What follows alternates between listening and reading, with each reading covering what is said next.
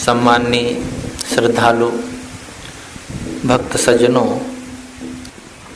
इस धराधाम को गौरवान्वित करने वाली मातृशक्ति माताओं बहनों, भाव जब बढ़ जाता है तो वस्तु की कीमत बढ़ जाती है। मार्केट में जब जाते हैं तो कहते हैं कि अमुक चीज़ का भाव घट गया है, तो भाव जब घट जाता है तो नुकसान होता है व्यापारी को, और भाव बढ़ जाता है तो फायदा होता है। हमारे जीवन का ये व्यापार है, हमारे धर्म का परमार्थ का व्यापार है। यदि इसमें भाव बढ़ता है, धर्म के प्रति, परमार्थ के प्रति, संतों के प्रति, भक्ति के प्रति, साधना ध्यान के प्रति भाव जब बढ़ता है तो इसी में पुण्य अधिक होता है और जीवन में सुख शांति का रास्ता मिलता जाता है। जब भाव घट जाता है, प्रेम श्रद्धा घट जाते हैं, तो आदमी करता तो है कर्मकांड औपचारिक रूप से, लेकिन उसका कोई विशेष महत्व नहीं होता है और जीवन में कोई खास परिवर्तन भी नहीं आता है। इसलिए ये भाव होना चाहिए। अभी डॉक्टर साहब कह रहे थे कि हमारा मन ऐसा हो कि हम किसी के प्रति न तो गलत सोचें और न कोई ऐसा कार्य करें जिससे दूसरों के लिए बाधक हो। गांधी जी के 3 बंदर तो आप लोगों ने देखे होंगे किताब में या कहीं मूर्ति के रूप में। तो उन्होंने 3 बंदर बैठा करके एक संकेत किया था। दोनों आंखें बंद किए हैं बंदर, एक बंदर, और एक बंदर दोनों कान, और एक बंदर दोनों हाथों से मुंह बंद किए। उसका यही भाव है कि बुरा मत देखो, बुरा मत सुनो और बुरा मत कहो। लेकिन एक चौथा बंदर है जो छिपा हुआ है कि बुरा मत सोचो। यही मूल बात है। यदि व्यक्ति बुरा ना सोचे, गलत ना सोचे, फिर उसके जीवन से न तो गलत देखना होगा, न तो गलत कहना होगा और गलत सुनना भी नहीं होगा। हमारा सोचना सही हो जाए, हमारा चिंतन सही हो जाए तो सब कुछ अपने आप सही हो जाता है।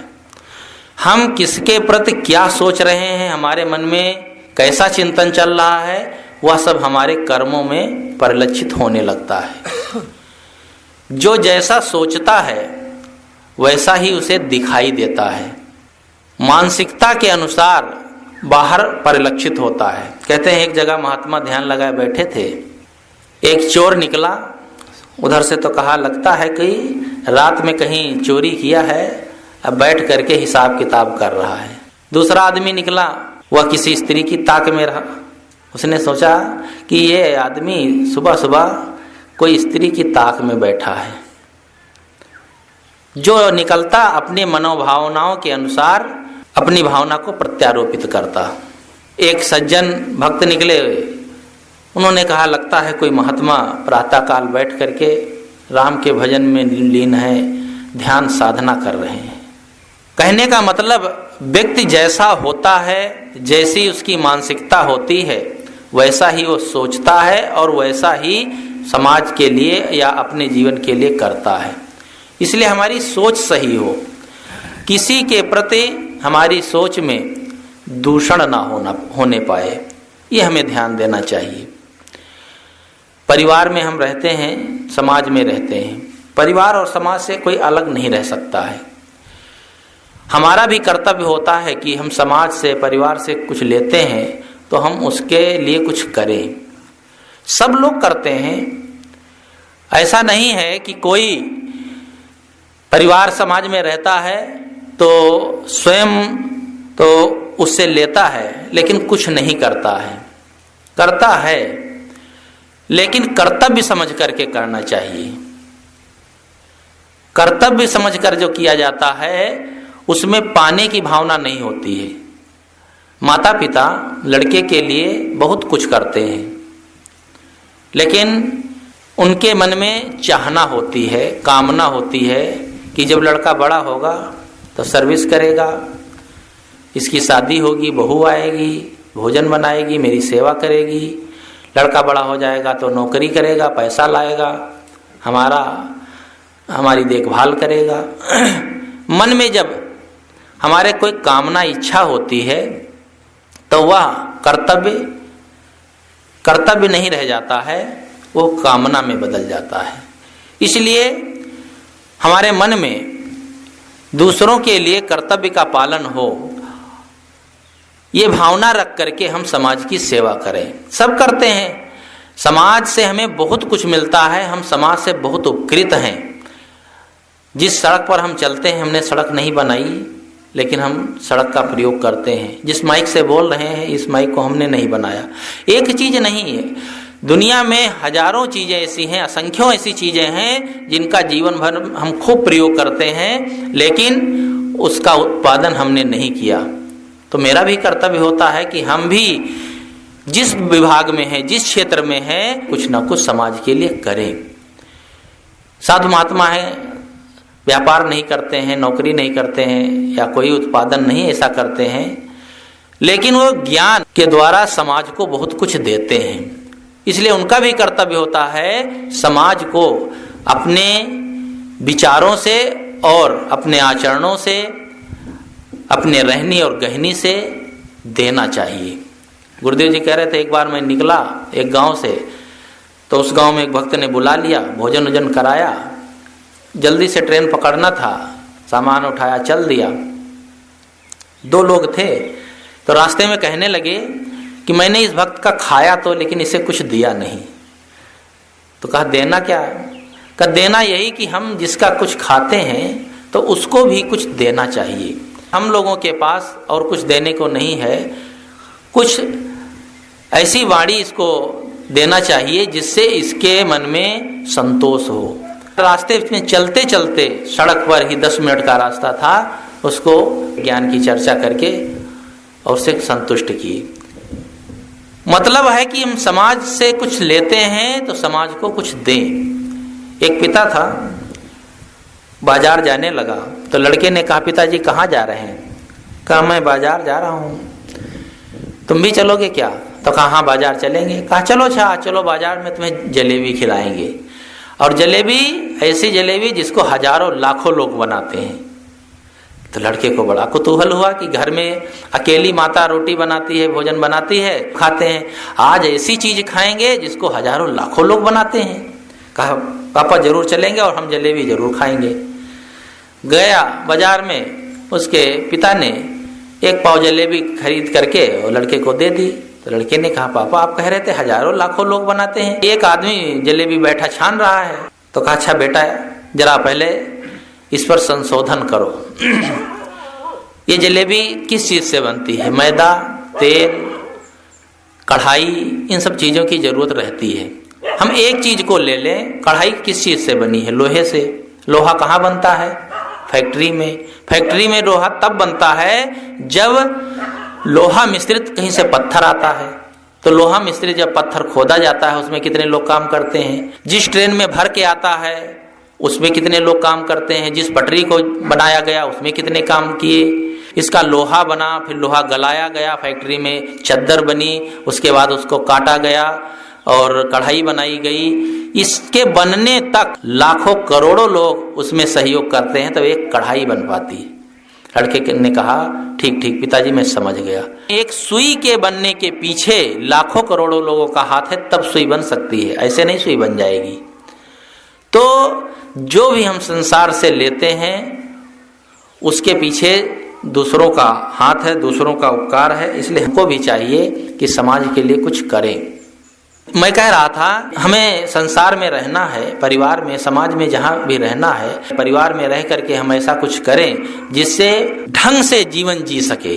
परिवार वालों को, अपने पुत्रों को हम धन दे रहे हैं या बहुत बड़ा मकान बनवा रहे हैं कि बड़ी गाड़ी दे रहे हैं, इसका कोई खास मूल्य नहीं है। भौतिक चीजें तो गार्जियन अपने बच्चों को दे देते हैं, उपलब्ध करा देते हैं। अपने बच्चों को अच्छे संस्कार दिए जाएं, ये सबसे बड़ी बात है, न कि भौतिक धन। भौतिक धन तो खुद कमा सकता है, लेकिन यदि अच्छे संस्कार नहीं दिए गए तो भौतिक धन कमा करके जुआ, शराब, कबाब, दुर्व्यसनों में ही गंवा देगा। अच्छे संस्कार होंगे तो आप भौतिक धन भले ना उसको दे सके हों, वो खुद अपने मेहनत से और शुभ संस्कारों के बल पर कमा लेगा और उसे सतमार्ग में लगाएगा। इसलिए अच्छे संस्कार देना चाहिए। आजकल संस्कार थोड़ा बिगड़ते चले जा रहे हैं। माताएं घर में रहती हैं, काम धाम कर देती हैं, और खास करके जो टीवी देवी आ गई है, टीवी मानते क्या होता है? टी से चाय और बी से बीड़ी। एक तो टीवी वो है, चाय और बीड़ी यानी चाय और नशा, एक टीवी ये हो जाती है। एक टीवी होती है जो शरीर में रोग होता है, वो रोग होता है टीवी, और ये टीवी इसी से होती है, नशे से। और एक टीवी जो है जो सबके घरों में कमरे में सजाई हुई रखी है, सबसे ज्यादा नुकसानदायक वही टीवी है। वह टीवी आदमी को बचपन से ही खोखला करना शुरू करती है। काम की चीजें कितने लोग देखते हैं, धार्मिक चैनल या और भी समाचार की बातें नहीं देखते। ज्यादातर वे केवल अपने मनोरंजन की बातें होती हैं, उसी को देखते हैं, और कई घंटे तक 11, 12 बजे रात तक सब देखते रहते हैं। अब बच्चे भी बैठे रहते हैं, माता पिता भी उसी में झूमे रहते हैं। बच्चों की पढ़ाई लिखाई कैसे हो सकती? ऐसे कुत्सित विचार आते हैं, ऐसी बातें उसमें आती हैं, पता नहीं कैसे देख लेते बच्चों के सामने। तो कुत्सित विचार, गलत विचार माइंड में खूब आते हैं। इसलिए इसका प्रयोग बहुत सोच समझकर और कम से कम करना चाहिए। जितना काम चल जाए, कोई समाचार सुनना है या कोई धार्मिक चैनल है तो कुछ देर के लिए। इसलिए ये टीवी से बच्चों को बचाए रहे। खुद भी जब बचेंगे तब बच्चों को बचा सकते हैं। माता पिता यदि खुद उस तरह से नहीं व्यवहार करेंगे तो बच्चों को कैसे बचा सकते हैं? और दूसरी बात है कि बच्चों को सही सीख दें। सही सीख नहीं देते हैं, गलत सीख देते हैं। अब तो पढ़ा लिखा समाज हो गया है तो बच्चों से सही बात करता है। देहातों में देखा जाता था कि बच्चे अगर कोई भी बात गलत कर रहे हैं, गलत काम कर रहे हैं तो डांटते फटकारते नहीं, करते हैं करने दो, बस आंखें मूंदे हैं, वो काम धाम कर दें, गाय भैंस चरा दें, बस उसके बाद कैसे रहते हैं उनसे कोई मतलब नहीं। सही सीख नहीं देते हैं। घर में भी माताएं जो समझदार नहीं है, बच्चा है छोटा सा, एक डंडी देंगी, कहेंगे दादी को मारो तो बेटा, तो दादी को डंडी से मारता है। जब बड़ा हो जाता है तो दादी तो मर जाती हैं, तो बचते हैं मम्मी पापा, उनको डंडा से मारता है। और मारता इसलिए है कि बचपन में उसे डंडी से मारने को सिखाया गया। बच्चे को सिखाना चाहिए दादी के पैर छू लो, उनको भोजन दे आओ, पानी दे आओ, तब वो ये संस्कार पड़े। लेकिन मारने को, गाली देने को, बाल नोचने को जैसा सिखाओगे वैसे ही तो बच्चे सीख जाएंगे। इसलिए बच्चों को सही सीख देना चाहिए, गलत सीख नहीं देना चाहिए। गलत सीख देने से वैसे बच्चे हो जाते हैं। एक मनोरंजक उदाहरण है, एक बहन थी, उसका जो बच्चा था बड़ा शैतान। कुछ बच्चे होते हैं ना बड़े उद्यमी होते हैं, लेकिन ये बात नहीं है कि बच्चे शैतान हो, उद्यमी हो बचपन में तो उनका संस्कार सदैव वैसे रहता है। कभी कभी धीरे धीरे समझदारी भी आ जाती। जब विवेकानंद की माँ एक बार गई देवी माँ के यहाँ तो मनौती किया कि मेरे कोई बच्चा हो जाए, तो कई वर्षों के बाद उनको बच्चा हुआ। तो उन्होंने समझा कि देवी माँ की कृपा से हुआ है, लेकिन बचपन में इतने वे शैतान थे कि परेशान कर दे। तो उन्होंने कहा देवी मैया तुमसे मैंने पूत मांगा था, तुमने तो भूत दे दिया। लेकिन वही भूत पूरी दुनिया में भारत का नाम भी पैदा कर लिया। चंचल बच्चे वैसे ही होते हैं जैसे चंचल घोड़ा होता है, तेज होता है, लेकिन उसे संभाल लिया जाए तो उनको संभालना चाहिए। वो जो बहन थी अपने बच्चे को जब लेकर कहीं जाए तो बच्चा कहे कि मम्मी मैं पेशाब करने जाऊंगा, तो मम्मी मैं टट्टी जाऊंगा, तो कहीं कुछ, तो बहुत परेशान करे। तो बहन ने कहा ऐसा है, इसको कुछ समझाना पड़ेगा। घर में गई, कहा देखो बेटा तुम्हें पेशाब लगे तो ये पेशाब जाऊंगा, ये सब ठीक नहीं लगता है लोगों के बीच में, कहीं दावत में बैठे हैं कहीं, कह दिया करो मम्मी मैं गाना गाऊंगा।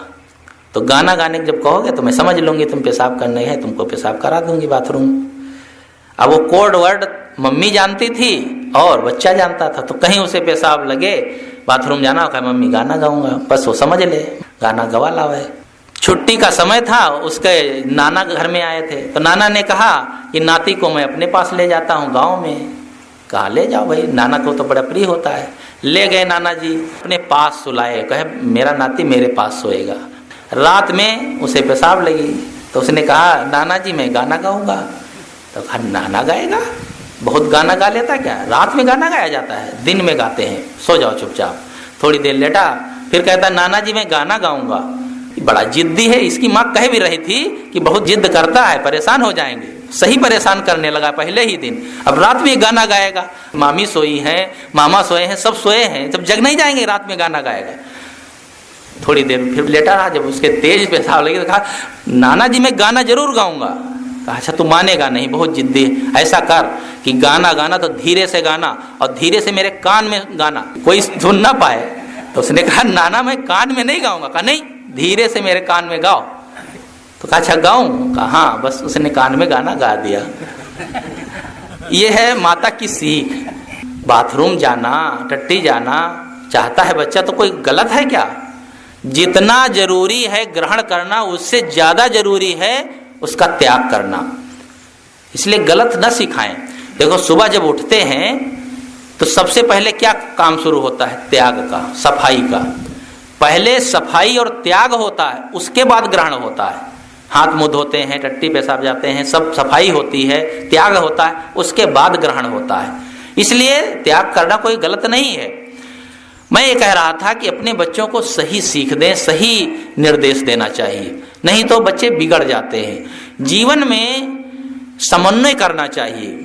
माता पिता के बीच में और आजकल पढ़े लिखे बच्चों के बीच में समन्वय नहीं हो पाता है। माता पिता पुराने जमाने की सोच है, तो वे अपने ढंग से बच्चों को ढालना चाहते हैं, और बच्चे आज के दुनिया में जिए हैं तो आज के अनुसार रहना चाहते हैं, वैसा जीना चाहते हैं।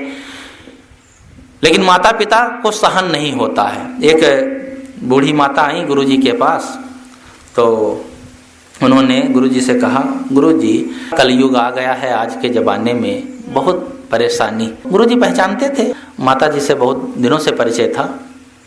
तो कहा क्या बात हुई? आजकल के सब बच्चे बहुएं सब बिगड़ गए हैं, उनको शर्म लाज भी नहीं आती है, ऐसा व्यवहार करते हैं। और क्या बताएं साहब, अब बहू आई है नहीं पढ़ी लिखी, उसका पति करता है नौकरी, तो वो नौकरी पर जब जाता है तो उसके लिए टिफिन दे देती है, लेकिन लौट के जब तक वो आ नहीं जाता है तब तक भोजन बना के बैठी रहती है, खाती नहीं है।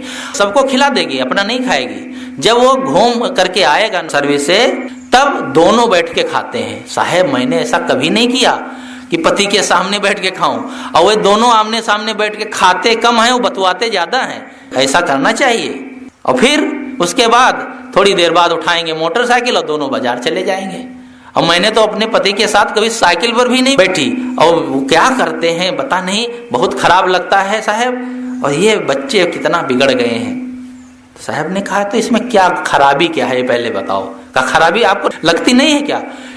इस तरह से कहीं व्यवहार करना चाहिए। कहा देखो कोई बात नहीं है, और वो दोनों आकर के एक साथ बैठकर खा लेते हैं, बातचीत कर लेते हैं, तो तुम्हें क्या परेशानी हो रही है? और दिन भर घर में बहू रहती है, कहीं शाम को बाजार घुमा लाया तो ठीक लगता नहीं, और कहीं वो दूसरे की स्त्री को लेकर के घुमाने ले जाए तो अच्छा लगेगा? कहा अरे साहेब आप उसी की तरफ बोल रहे हैं। कहा मैया तुम भी उसी की तरफ बोलो, नहीं तो घर में बसर नहीं है। अरे तुम्हारे जमाने में जैसा होता था उसमें आज का अंतर हो गया। हाँ बच्चे गलत कर रहे हैं, बहू गलत करती है, जो नहीं करना चाहिए, गलत का मैं समर्थन नहीं करता हूँ, लेकिन प्रेम से रहते हैं, हंस बोल रहे हैं। अब आजकल हुए बच्चे सब अपने साथ घूमते टहलते हैं। इतना तुम परेशान हो, इतना दुखी हो, इस तरह से नहीं जी पाओगी और अपने बच्चों के साथ हिल मिलकर नहीं रह पाओगी। इसलिए उनमें हिल मिल करके रहना सीखो। क्या चाहती हो? बच्चे खुश रहें, यही तो हर माँ बाप चाहते हैं कि हमारे बच्चे खुश रहें, प्रसन्न रहें। तो पुरानी पीढ़ी और नई पीढ़ी में इसीलिए टकराव होता है कि अपने अपने विचारों का समन्वय नहीं कर पाते हैं। समन्वय करना चाहिए। कोई कुछ कह रहा है, किसी का कैसा भी विचार है, उन दोनों विचारों को मिलाना चाहिए। अपनी कहे मेरी सुने, सुनिमिल एक होए। अपनी बात कहना चाहिए और दूसरों की बात सुनना भी चाहिए, और दोनों का समन्वय करना चाहिए। और ये ज़्यादातर होता है समाज में, परिवार में, हम दूसरों की सुनना नहीं चाहते। सास है तो बहू की बात सुन नहीं सकती, वह ये समझती है बहू जो आई है वो नौकरानी है घर का काम धाम करने के लिए, हम हैं मालकिन। ये मालिक और नौकर का काम नहीं चलेगा। यहाँ तक गुरुजी कहा करते थे पति पत्नी को पति पत्नी भी नहीं मानना चाहिए, मित्र मानना चाहिए। वो मित्र है, कोई दासी थोड़े है। दासी प्रथा चली गई कि हाँ दासी की तरह से रखते थे, जैसे कहें वैसे करें। मित्र जैसे मित्र रहते हैं प्रेम से रहें। बहू के प्रति प्रेम का बर्ताव करना चाहिए। सास बहू को हे दृष्टि से न देखे। यदि सास अपनी बहू को बेटी के समान मान ले तो वही बहू बेटी के तरह व्यवहार करेगी। बेटी वो तो कुछ दिन बाद शादी होती चली जाती, और कभी आएगी महीना 2 महीने 4 महीने में, लेकिन जो बहू है वो सदैव साथ रहती है। तो बेटी को तो हम बेटी मान लेते हैं, उसके साथ तो प्रेम स्नेह का व्यवहार कर लेते हैं, लेकिन जिस बहू को जीवन भर साथ रहना है, जीवन भर उसके साथ निभाना है, उससे हम प्रेम का बर्ताव नहीं कर पाते, बेटी जैसा व्यवहार नहीं कर पाते। और नहीं कर पाते हैं तो उसका परिणाम होता है कि जीवन सुखद नहीं हो पाता, बुढ़ापा सुखद नहीं हो पाता है। इसलिए प्रेम का व्यवहार करना चाहिए, झिझकना नहीं चाहिए, डांटना फटकारना नहीं चाहिए। तो मैं कह रहा था कि जीवन में हम समाज में परिवार में जहाँ रहते हैं उनमें बच्चों के साथ, परिवार वालों के साथ अच्छा व्यवहार करें, बच्चों को अच्छी सीख दें, बच्चों को सही मार्ग बताएं। दूसरी बात है अध्यात्म की, मैं थोड़ी सी चर्चा करना चाहता हूँ। अध्यात्म कहा जाता है आत्मा संबंधी विचार। हमारे जीवन में केवल एक शरीर ही नहीं है, साथ साथ में आत्मा भी है। शरीर और आत्मा के मेल को ही जीवन कहा जाता है। केवल आत्मा को भी जीवन नहीं कह सकते, केवल शरीर को भी जीवन नहीं कहते। जब शरीर से आत्मा निकल जाती है तो उसे जीवन नहीं कहते हैं, मृतक कहते हैं। शरीर में सारी इंद्रियां मौजूद हैं लेकिन आत्मा भर नहीं है, इसलिए उसको जीवन नहीं कहा जाता है। जब शरीर और आत्मा के मेल को जीवन कहा जाता है तो दोनों का बराबर का हिस्सा होता है। हम शरीर के लिए तो 24 घंटे मेहनत करते हैं, सुबह से उठते हैं और शाम तक, यानी पूरा जीवन शरीर के लिए ही हम मेहनत करते हैं, और उसी के लिए आत्मा के शांति के लिए, आत्म सुख के लिए हम कितनी मेहनत करते हैं, कितना समय देते हैं। घंटा 2 घंटा भी समय नहीं दे पाते हैं कि बैठ करके कभी कोई अच्छी ग्रंथ पढ़ लें, या धर्म के प्रवचन सुन लें, या कोई धार्मिक चर्चा कर लें, या ध्यान चिंतन कर लें, नहीं कर पाते हैं। और यही कारण है कि हमारे जीवन का असंतुलन हो गया है। जैसे कोई आदमी चल रहा हो, एक पैर बहुत आगे कर दे और एक पैर बहुत पीछे हो जाए तो न चल पाएगा और न खड़ा हो पाएगा, गिर जाएगा। इसी प्रकार से हमारे जीवन का संतुलन ये हो गया है कि हम भौतिकता में तो बहुत आगे निकल गए लेकिन आध्यात्मिकता में बहुत पीछे हो गए। इसीलिए अशांति का कारण बन जाता है। हमारे जीवन में दोनों का समन्वय होना चाहिए, अध्यात्म और व्यवहार दोनों का। अध्यात्म में हमें सोचना चाहिए हमें मनुष्य जीवन क्यों मिला है और इसकी शांति का शांति कैसे मिलेगी। धर्म के क्षेत्र में भटकने वाले जो मार्ग हैं उसका त्याग करना चाहिए। जादू टोना जंतर मंतर ग्रह लगन मुहूर्त ये सब में आदमी खूब भटकता रहता है, और धर्म के नाम पर ये सब जो धंधा करने वाले हैं लोगों को खूब भटकाते रहते हैं। तुम्हारे पर ग्रह टेढ़ा है तो ये मुहूर्त में काम नहीं बनेगा, अमुक मुहूर्त निकालो, अमुक समय में होगा। दूसरे के लिए बताते हैं कि तुम्हारे भाग्य में ये लिखा है। भाग्य कहाँ लिखा रहता है? हाथ देखते ना, हाथों की लकीरें, हाथ में भाग्य लिखा रहता है। चलो भाई हाथ में भाग्य है। अच्छा, जिसके हाथ कट जाते हैं उसका भाग्य गायब हो जाता है। कई लोग होते हैं उनके हाथ नहीं होते हैं तो क्या होता, भाग्य खत्म। एक महात्मा है, दोनों हाथ नहीं है, यहाँ से कटे हैं, अब बड़े अच्छे प्रवक्ता हैं और बहुत उनका अच्छा भाग्य है। क्यों? हाथ में भाग्य रहा तो हाथ कट जाने के बाद भाग्य खत्म हो जाना चाहिए। ये सब भटकाने वाली बातें हैं। हाथ में भाग्य नहीं होता है, हाथ से हमें मेहनत करना चाहिए, किसी को हाथ नहीं दिखाना चाहिए। जो गणित ज्योतिष है उसका तो कुछ उपयोग होता है, उसमें भी अनुमान लगाया जाता है, फिर भी बहुत कुछ बातें सही होती हैं। फलित ज्योतिष केवल भटकाने वाली है, इसमें कुछ भी नहीं। तुक्का लगाते हैं, भिड़ाते हैं, कोई बात सही हो गई तो लोगों को भटकाने का बढ़िया चांस मिल जाता है। लोग मानते हैं हाँ इन्होंने ये बात कही थी, हमारे जीवन में घटना घट गई। संयोग होता है। इसी प्रकार से जीवन में बहुत चीजें हैं तो संयोग पड़ जाता है। इसलिए ये हस्तरेखा दिखाना, जंतर मंत्र के चक्कर में जादू टोना, जादू क्या है? हाथ की सफाई, वस्तु की बनावट, बातों से उलझा करके जादू दिखा देते हैं कैसा का कैसा। हाथ को ऊपर लहराए और घड़ी आ गई। बताओ घड़ी बनने में कितना समय लगता है? कहीं हाथ लहराने से घड़ी आ जाती है? और वो हाथ लहराते कह दो हाथी ले आओ, हाथी ले आएंगे? नहीं ला पाएंगे। जो चीज वो अपने पास छिपा करके रख सकते हैं वही चीज बना सकते हैं। सब लोग जानते हैं लेकिन उनके चक्कर में पड़ जाते हैं। हाथ देखने वाला बैठा है सड़क पर, वो सड़क की धूल छान रहा, वो अपने भाग्य को नहीं जानता है कि मेरे भाग्य में क्या लिखा है, और आपके भाग्य वो बताता है। बहुत लोग बैठे रहते हैं, हाथ दिखाते रहते हैं। पक्षी रखते हैं, उसके चोंच में कागज दाब करके देता है, वो कागजों में लिखे रहते हैं तरह तरह की बातें, तो कोई कागज उठा के दे देगा, अब वही भाग्य तुम्हारा है। बताओ हमारे भाग्य को पक्षी बताएगा, इससे गया बीता आदमी क्या हो सकता है? अरे पक्षी खुद ही नहीं जानता है, उसको तो बिल्कुल अकल ही नहीं। मनुष्य कुछ बताए तो समझ में भी बात आती है, पक्षी क्या बताएगा? लेकिन लोग भटकाते रहते हैं, मनुष्य भटकते रहते हैं। इसलिए धर्म के क्षेत्र में बड़ा भटकाव है। इसलिए ये जादू टोना जंतर मंतर ग्रह लगन के चक्कर में नहीं पड़ना चाहिए। एक बार एक लड़का काशी में गंगा के किनारे घूम रहा था, वहीं पर एक बैठे थे पंडित जी। दिन भर बीत गया था तो कोई मिला नहीं था। उस लड़के को पकड़ लिया, कहा तुम्हारे ऊपर ग्रह टेढ़ा है, तो महाराज क्या करना चाहिए? पूजा कराओ तो सही हो सकता है।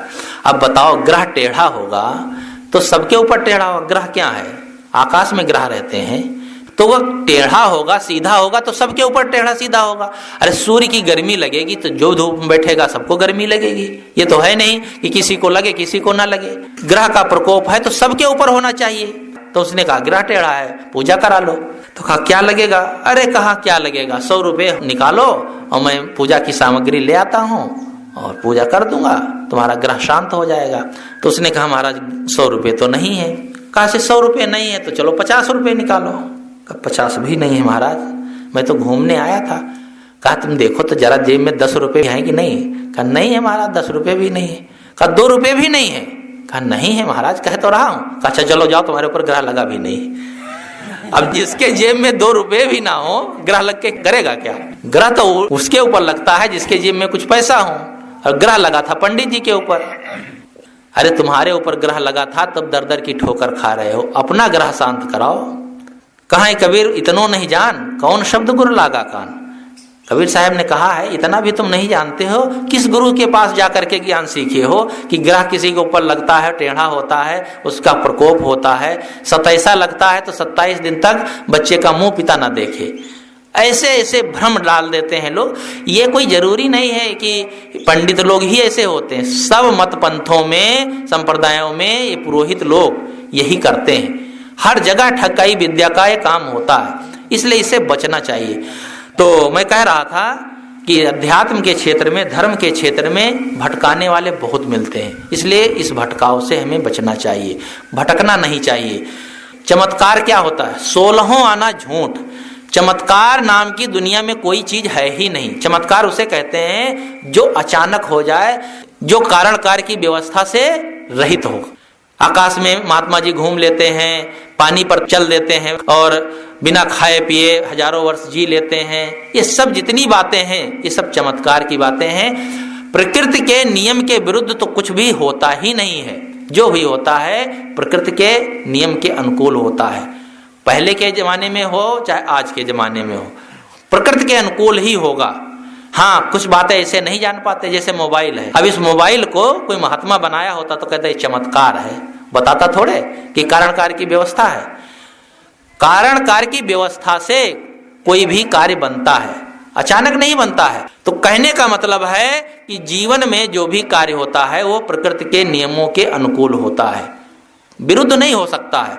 इसलिए चमत्कार के चक्कर में नहीं पड़ना चाहिए और अलौकिकता के चक्कर में नहीं पड़ना चाहिए, अंधविश्वास के चक्कर में नहीं पड़ना चाहिए। अंधविश्वास में पढ़ करके कितने लोग ठगाते रहते हैं और अपना समय गंवाते हैं, धन गंवाते हैं और बेवकूफ बनते रहते हैं, जीवन भर भटकते रहते हैं। इसमें बहुत कहने की जरूरत नहीं है, आप लोग सब समझदार हैं, जानते हैं। इसलिए धर्म के क्षेत्र में हम यदि आगे बढ़ना चाहते हैं, परमार्थ के क्षेत्र में, अध्यात्म में आगे बढ़ना चाहते हैं, तो सच्चे पथ पर चलें और कुछ ना कुछ समय दें जिससे कि हमारी आध्यात्मिक उन्नति हो। हम सोचते हैं कि साल में 9 दिन के लिए यहाँ होता है तो आ जाएंगे भाई, मेहनत कर देंगे और कुछ सेवा कर देंगे, सत्संग सुन लेंगे। साल में 9 दिन तक करने से नहीं होगा। आप बैटरी लगाते हैं मोबाइल में तो चौथे 5 दिन चार्जिंग कर देते हैं। खाते हैं तो सुबह खाते हैं और दोपहर में फिर भूख लग जाती है, फिर शाम को खाते हैं। तो मन की बैटरी चार्जिंग के लिए तो कम से कम 4 दिन 6 दिन में, या नहीं सही तो सप्ताह महीना भर में तो कर लें। लेकिन हम सोचते हैं साल में एक बार हो जाएगा, उस तो सब भूल जाएगा। 9 दिन की बातें कितने दिन याद रहेंगी। इसलिए समय समय से इसका कार्य होना चाहिए, अपने मन को साफ करते रहना चाहिए। एक बहन थी तो पास में सत्संग होता था, वो रोज जाया करती थी। तो उसका पति कहे रोज रोज क्यों जाती हो? अरे सप्ताह में 1 दिन चली जाया करो, रोज रोज वहां सत्संग में जाती हो। क्या बताते हैं महात्मा लोग, सब हम जानते हैं। जो सत्संग नहीं करते हैं उनके मुंह से यही निकलता, क्या हम नहीं जानते हैं? जो लोग बताते हैं वो सब हम जानते हैं। जानते हैं लेकिन करते कुछ नहीं है। तो उसने कहा अरे शाम को फुर्सत रहती है, 1 घंटा के लिए चली जाती हूँ। कहा नहीं नहीं, रोज नहीं जाना है, सप्ताह में जाना 1 दिन। सुबह हुआ तो बस चुपचाप लेटी। पति ने कहा लेटी हो क्या, तबीयत नहीं ठीक है क्या? कहा तबीयत ठीक है। तो कहा झाड़ू पोछा कुछ लगेगा कि नहीं, बर्तन वर्तन सफाई होगी कि नहीं घर की? कहा रोज रोज क्या करना, सप्ताह में 1 दिन कर लेंगे। कहा सप्ताह में 1 दिन करोगी तो घर तो कूड़ादान बन जाएगा। कहा जब मन की सफाई के लिए रोज रोज आवश्यकता नहीं है तो घर की सफाई की क्या जरूरत है रोज रोज? तब उसे लगा कि बात तो सही कहती है। बाहर भी कितने लोग सफाई नहीं करते हैं, बाहर भी सफाई करने वाले बहुत कम लोग हैं, समझदार हैं। आजकल तो पढ़े लिखे हो गए हैं तो ध्यान देते हैं, लेकिन पढ़े लिखे लोगों में भी कितने लोग अंगूठी पहनते हैं। हाथ से धोएंगे, मिट्टी लेंगे तो उसमें कुछ ना कुछ कण चले जाएंगे और वो उसी से भोजन करना है, गंदगी फैलेगी। तो स्वास्थ्य के लिए भी हानिकर है और मन की शुद्धि के लिए भी ठीक नहीं है। इसलिए इन सब चीजों का प्रयोग बहुत कम करना चाहिए। जहां तक भोजन बनाने माताएं जाती हैं तो कह देते हैं इसको निकाल करके हाथ धो, उसके बाद आटा वाटा सानना। एक जगह एक बहू आई थी तो उसका छोटा बच्चा था, वो टट्टी किया, बहू ने उसको शौच कराया और तुरंत खड़ी हो गई सूर्य भगवान की प्रार्थना में।